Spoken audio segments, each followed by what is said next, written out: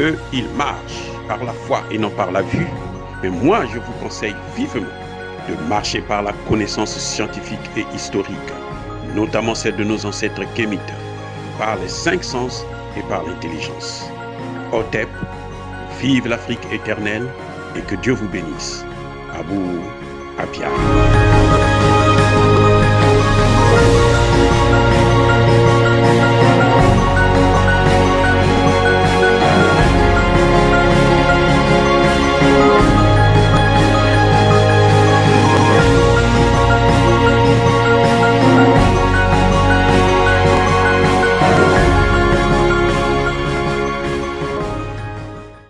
Otep à tous, bienvenue sur la chaîne des panafricanistes par essence, par conviction et par excellence. Celle des citoyens kémites par nécessité et obligation de combat. Nous sommes une chaîne qui n'est guidée que par nos ancêtres et rien que par les ancêtres qui appartiennent à l'égrégore du monde noir. Par conséquent, nous ne croyons en aucun Dieu venu de l'étranger. Toutefois, il nous appartient de préciser ce qui suit. Cette vidéo n'est aucunement destinée à inciter à la violence ou à la haine. Notre combat est politique, géopolitique, géostratégique. Contre l'impérialisme, le colonialisme, le néocolonialisme et l'endocolonat. Il s'agit pour nous de contribuer au combat, à la lutte en faveur de la souveraineté, la dignité et l'unité de l'Afrique. Et c'est ça, le panafricanisme. Ceci dit, bien-aimés frères et sœurs, je veux vous parler aujourd'hui d'une situation qui m'a paru un peu incompréhensible. On a vu la droite française, l'extrême droite même, Valérie Pécresse, Marine Le Pen, tous, dès que la France a expulsé l'ambassadeur Joël Meyer du Mali, dès que le Mali plutôt a expulsé l'ambassadeur Joël Meyer du territoire malien, ils disent que c'est une humiliation. C'est du jamais vu dans l'histoire. Marine Le Pen, elle est allée jusqu'à dire, au moment où nous parlons en principe, l'ambassadeur du Mali en France serait déjà dans l'avion, en route pour Bamako. Écoutez bien, au moment où nous parlons. Donc, on a donné 72 heures à leur ambassadeur et eux, ils veulent donner 1 heure à l'ambassadeur du Mali. Mais ce qui m'a paru un peu bizarre, c'est qu'en fin de compte, ces leaders politiques français, ils ne connaissent même pas leur histoire.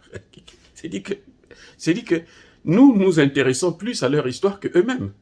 C'est incroyable. Lorsque Marine Le Pen dit, c'est du jamais vu dans l'histoire de la France et de l'Afrique, qu'un ambassadeur français puisse être expulsé, vous avez, ça dit que on tombe de nu. On se demande, mais elle doit repartir à l'école, elle doit, ça dit qu'on se pose toutes les questions possibles. Je veux vous dire, c'est pas la première fois. Le Tchad du maréchal Idriss Déby Itno avait expulsé l'ambassadeur Alain Bois-Péan du Tchad. C'était en 2000, mars 2000.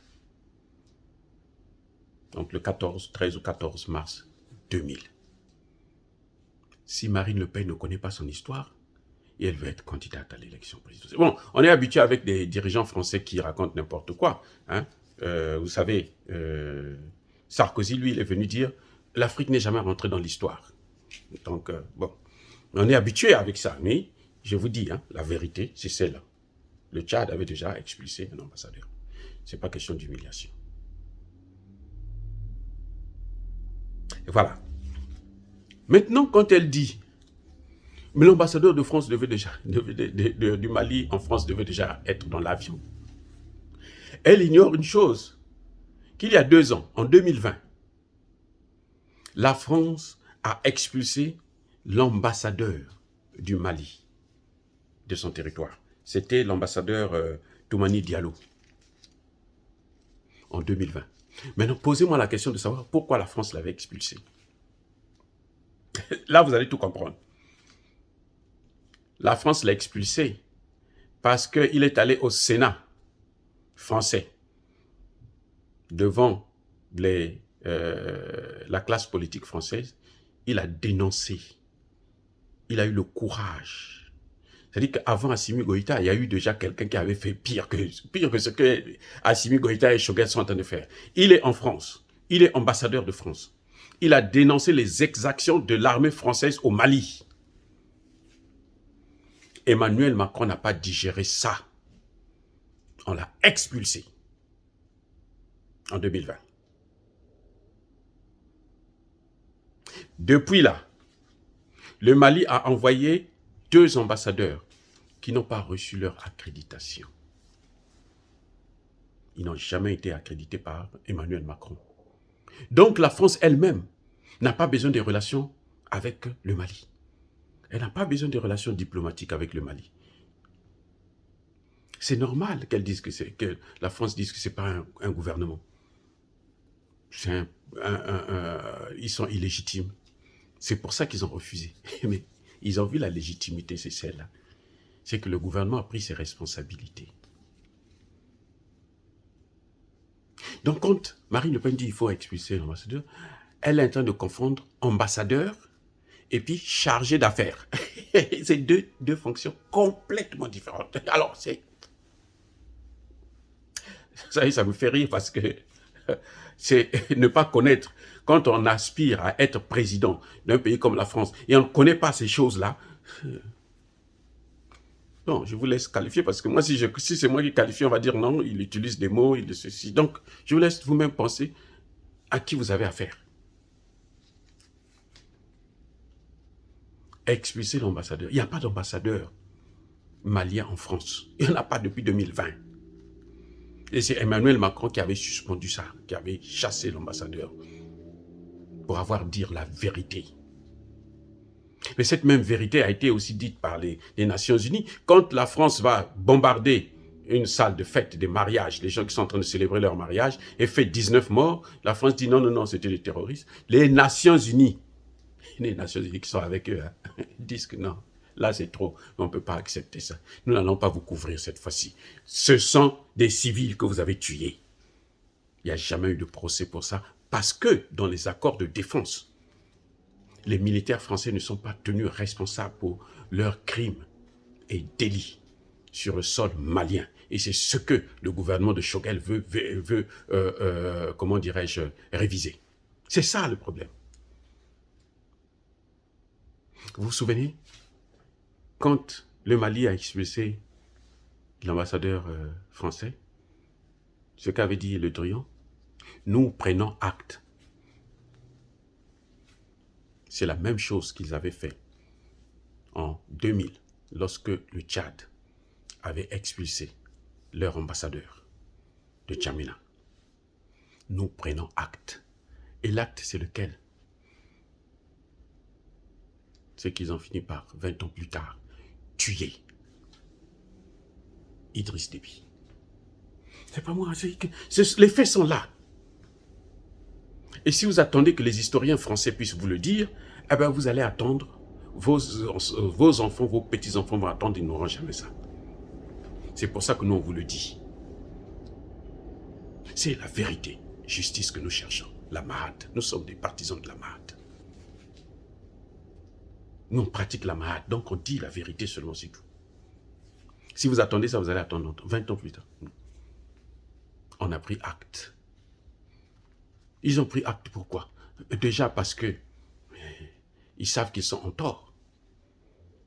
Ils savent. Il y a un Français qui vous dit, ça y est là sur une grande chaîne française, il dit que mais les ambassadeurs, il y en a qui sont même des voleurs. Il y en a qui vendent les visas. Il y en a qui... C'est-à-dire qu'ils se comportent comme des gouverneurs. Ce n'est pas des ambassadeurs, mais c'est des gouverneurs dans les pays africains. Ils ne font pas ça aux États-Unis. Ici, là, nous, on va les virer tout de suite. Ils ne font pas ça ici. C'est ça. Ils viennent rencontrer nos chefs d'État sans rendez-vous. Ils se lèvent là, bon, je vais aller voir un tel. Il vient, il dit, bon, moi, je suis venu te voir. Il faut qu'on parle. Telle situation, dans des ordres. Ce sont des gouverneurs. Et c'est ce que le Mali est en train de vouloir mettre fin. C'est ça que Marine Le Pen, Valérie Pécresse, Anne Hidalgo, je ne sais pas quoi là, même Jean-Luc Mélenchon, c'est ça qu'ils n'ont pas compris. Toute la classe politique française, ils n'ont pas compris que les Africains aspirent seulement à la souveraineté, à la dignité. Comme venait de dire tout récemment le Premier ministre éthiopien au sommet de l'Union africaine, là, aujourd'hui, là même, il vient de dire, l'Afrique, là, nous avons besoin des solutions africaines aux problèmes africains. Pas des solutions occidentales, pas des solutions françaises. Il vient de le dire, là. Maintenant, moi, si je vous informe, peut-être parce que c'est en anglais, il y en a qui ne comprennent pas l'anglais et tout, il vient de le dire. Il est contre, il condamne l'ingérence occidentale, parce que c'est cette ingérence qui entraîne la déstabilisation du continent et qui entraîne le chaos. C'est le Premier ministre qui le dit, c'est pas moi, c'est un Premier ministre qui le dit. L'Éthiopie aujourd'hui est à feu et à sang à cause de l'ingérence occidentale, parce qu'ils soutiennent les rebelles du Tigré. Ils sont en train de armer. Au Centrafrique, au Mali, les rebelles étaient même plus armés que l'armée nationale.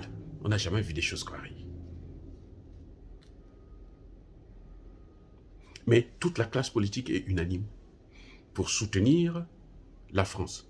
L'Union européenne soutient le colonialisme français, puisque l'Union européenne aussi vient de prendre des sanctions. Et derrière les sanctions de la CEDEAO, qu'eux, ils ont traficoté et tout machin. On a vu, la CEDEAO est confuse maintenant. La CEDEAO est confuse, ça va quoi faire. Parce qu'on met en conflit entre nous.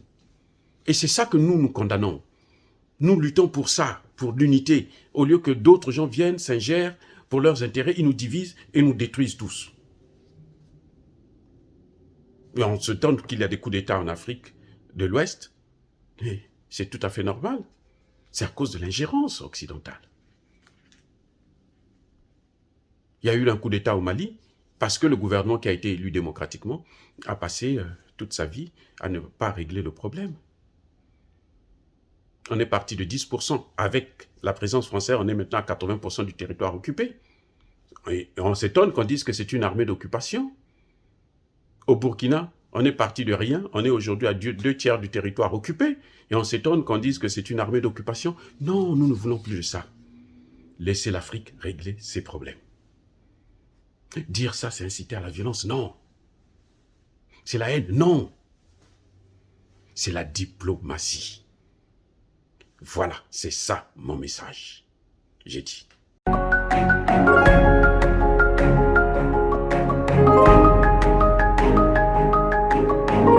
Otep, bien-aimés frères et sœurs, vous connaîtrez la vérité et la vérité vous affranchira. Ça, c'est pas moi qui le dis, c'est la Bible qui le dit. Mais moi, je vous dis mieux. Vous connaîtrez la vérité historique, notamment celle de vos ancêtres kémites, et vous aurez une vision globale de ce que c'est que la vraie souveraineté politique. J'ajoute, vous reviendrez à la spiritualité africaine ancestrale et vous comprendrez les enjeux de l'indépendance économique. Et pour terminer, vous accepterez votre identité culturelle kémite et vous obtiendrez deux choses.